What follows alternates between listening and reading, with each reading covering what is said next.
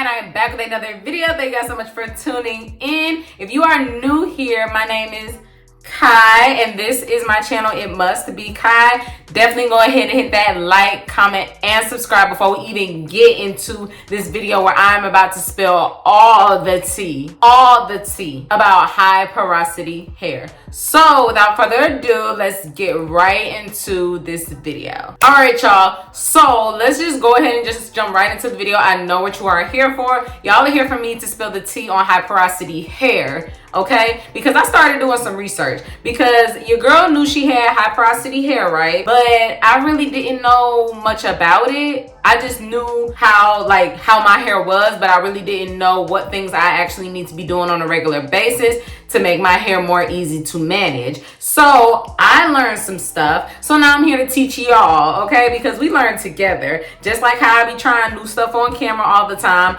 I'm here to give y'all the tea about what research I did and what I learned about high porosity hair. Definitely get down in the comments to let me know what you already know about high porosity hair, just in case I missed anything. All my low porosity and normal porosity babes, I am so sorry, but I'm so sorry. You can stick around though. You can stick around, but I'm not gonna be talking about that. We're just gonna go ahead and hop right into it. First things first, we're gonna talk about how do I know I have high porosity hair. I got my notepad, okay, right here. Isn't it cute? Y'all seen it before, but I got my notepad with all the stuff in it, okay? We're not gonna flex around here. Like I can just stare at the camera and not read off my notepad, okay? Because like I said, I'm learning too. We're here to learn together. And this is just gonna be a quick video. We spitting facts. That's it. First things first, how do I know I have high porosity hair? Okay, so the one way to test your hair porosity is by doing the water challenge or the water test or whatever with the hair porosity. So you're gonna take a glass of water, room temperature, and you're gonna take a strand of your hair without any product on it. And you're just gonna drop your hair into that water and let it stay for about 5 minutes.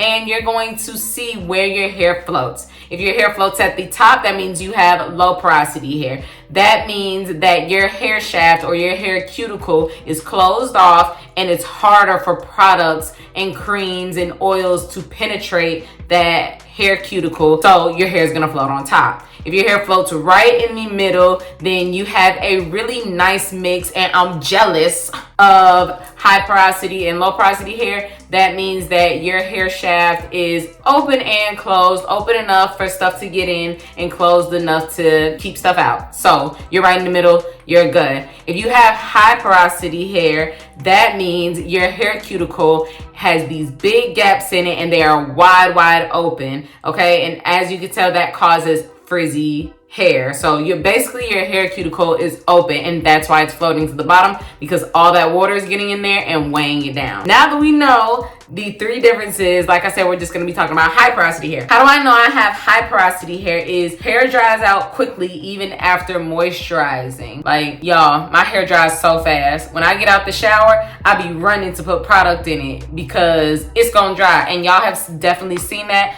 Like I said, if you are new here and you haven't seen how my hair is, I got a slick back right now.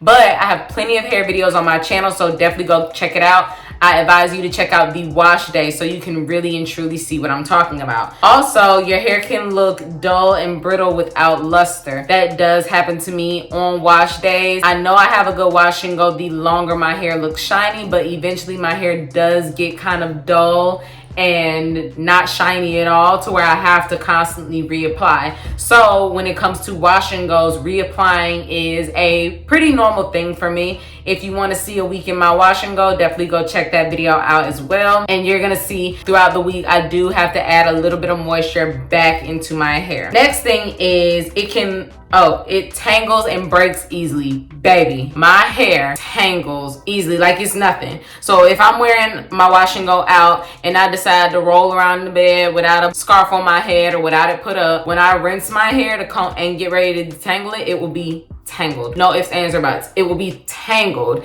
And they're not hard to get out, but still it's just the hassle of it.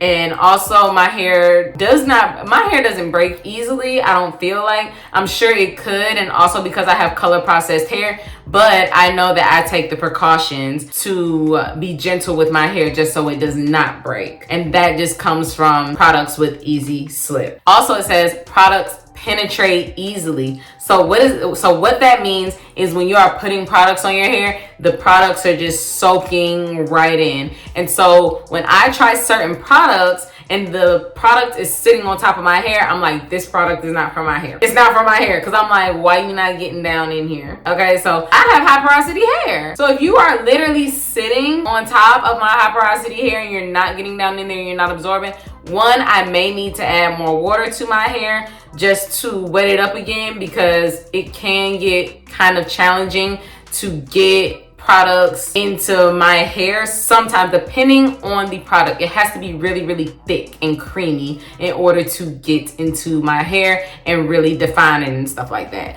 So that's a little funny with me, because the lighter products don't do anything, but that also goes back to me needing a lot of moisture. So a lighter product isn't gonna do what a heavier product does, because I need a lot of moisture when it comes to my hair for it to even define. And y'all have seen me try plenty of products on this channel where some products work, the heavier products work amazingly, and the lighter products, it literally looks like my hair is dry and it hasn't absorbed anything. And the next thing is it stretches easily. So I didn't know this at all, because I don't stretch my hair. I just choose not to stretch my hair. I prefer to just wear my hair for the length that it is, but still I just choose not to stretch my hair. Like, that's just a preference of mine. Next thing that we are going to look at is, so we're gonna look at how you possibly get high porosity hair, because some people are born with high porosity hair and naturally have high porosity hair, and some of us make that happen. I think I'm one of the ones that made myself have high porosity hair. So really quick, hair porosity changes the more you chemically alter your hair. And this goes hand in hand with heat and hair dye. So I don't put heat on my hair. Y'all know that. I keep saying I'm gonna give y'all a video, but that's not. My high porosity hair most likely comes from how often I dye my hair. I dye my hair every maybe like 4 to 5 months when I see that it needs to be dyed, but that is chemically altering my hair and making it high porosity. So if you are doing both of those things, if you are consistently straightening or adding heat to your hair and you're using hair dye, you're doing double whammies on it. But it's okay, because I have some high porosity hair tips for y'all as well. So number one of the high porosity hair tips is Prepoo and cleanse with sulfate-free shampoo. This helps prevent dryness that could come with regular shampoo. So I know I don't pre-poo. So this is something that I probably will incorporate, is doing a pre-poo, because baby, I just get in the shower to get the stuff out, okay? I get in the shower and wash my hair to rinse the stuff out. And I like sulfate shampoo because it suds up, but I do need to start pre-pooing, because that's something that I don't do. I do notice that my hair holds way more moisture when I just use something that is going to cleanse my scalp, and that's it. But sometimes it is a little harder to get my hair cleaner with just a sulfate-free shampoo. I don't know. I have to work with it some more. But I do want to try to incorporate it a little more. So number 2 is detangle gently and avoid over manipulation. Use products with slip and detangle with fingers. Be gentle. So that is definitely a big thing that I do when it comes to detangling my hair. I used to be really, really rough, and I noticed a lot of breakage. I noticed a lot of shedding. But now that I am gentler with my hair, I am noticing that I am able to retain length better, and I don't have to trim as much as often. So definitely be sure to detangle your hair very gently. Don't be rough with it, and do not detangle your hair while it is dry. That is rule number 1 for every natural in the game. Don't you dare detangle your hair while it's dry, okay? Put some conditioner on it. Get something with a lot of slip, because I have had products where I'm like, baby, it ain't no slip to this. I can't detangle my hair with this at all. So high slip products is your best friend, and also using your fingers. I have started finger detangling before I even go in with my Denman brush. I've started doing that, and I have noticed a huge difference in how much hair I'm pulling out and how much breakage I'm getting. So definitely go in with your fingers first and separate your hair with your hands to be more gentle, and then go in with the brush, and you're gonna see a difference in your high porosity hair and retain more length. All right, so number 3, deep condition often every wash day. Rinse with cold water to close the cuticle, okay?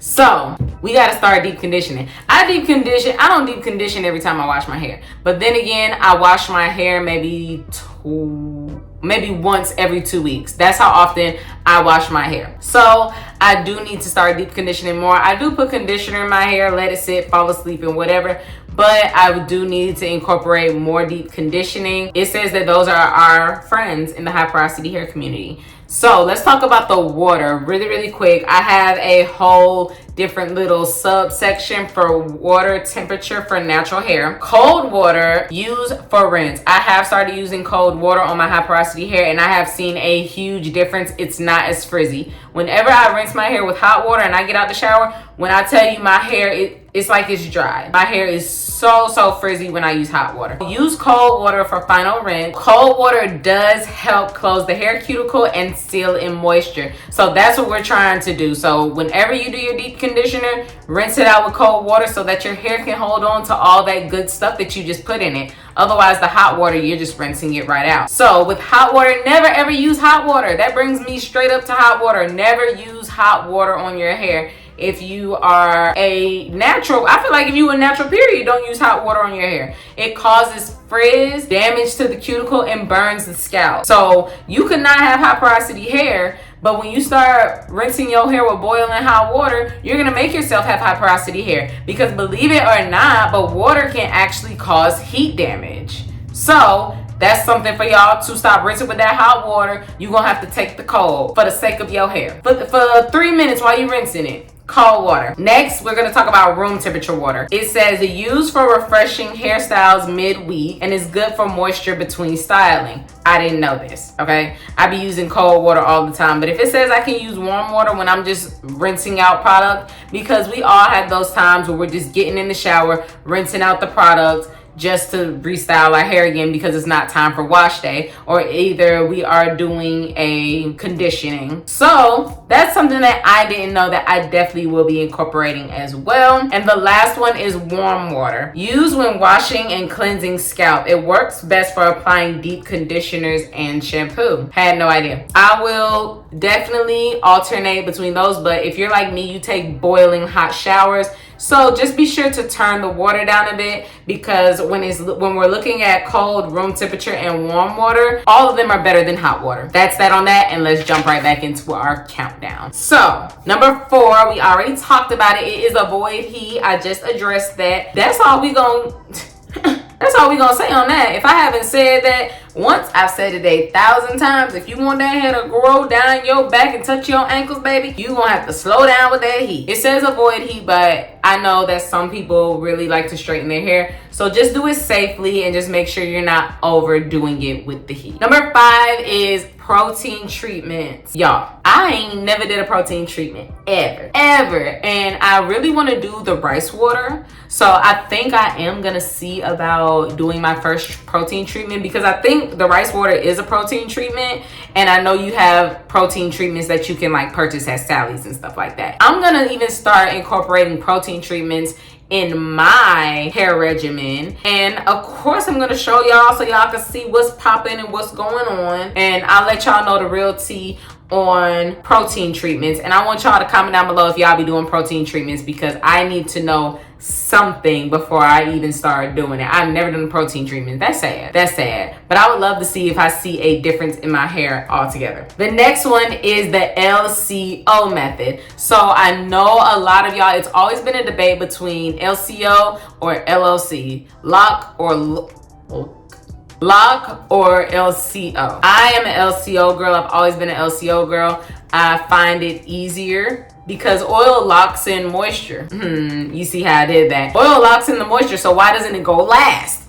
It goes last. For me, it does. So I do my leave-in, I do my cream, and then I go on top with a oil to seal it all in and just to marry it all together to keep the humidity out, to keep my hair from frizzing, okay? Because when I use oil on top, it keeps my hair moisturized longer. So I am an LCO girl. Shout out to the LCO girls. Comment down below if you're an LCO girl, period. The last one, number 7, is use heavy butters and oils to seal the follicle. And that's what I do at all times. Butters, oils, heavy stuff for my high porosity hair, because when you think about the hair follicle, if it's open, you have these big gaps to fill, and the only thing that's going to smooth that out is by putting product and moisture in it. So that's why we need heavier product to really just give us some definition and some luster, because if the product is too light, baby, our hair gonna be like, that's all you got? That's all you got? No, our hair is not buying that. So definitely make sure that you are using heavy butters and cream to really define those curls. All right, you guys, so I hope y'all learned a whole lot from this little quick video. I definitely learned so much just from doing my research. I was like, I need to do some research on my, like, I know my curl pattern, I know what my hair likes, but I want to learn some more stuff about this high porosity, low porosity type, you know, hair types, because it can definitely help you when you educate yourself about your hair and know your hair. So like I said, I really hope y'all enjoyed this short video. I'm so glad that we can come here and learn together, because baby, I'm not gonna come on this camera and act like I know everything. This, that, and no. I'm not even gonna flex with y'all. I'm not even gonna flex with y'all. We realer than that here, okay? So anyway, thank you guys so much for tuning in. I'm gonna see y'all in the next video, okay? Y'all be sure to like, comment, and subscribe. And shout out that we just hit 600 subscribers in the thing. We just hit 600 subscribers in the thing. Can y'all believe it? Remember when we had 60? Remember when it was 60 of us here? So what's up to all 600 of yous? But love you, and I will see y'all in the next video. Don't forget to like, comment, and subscribe. I'll say that to the end of the earth. Like, comment, and subscribe.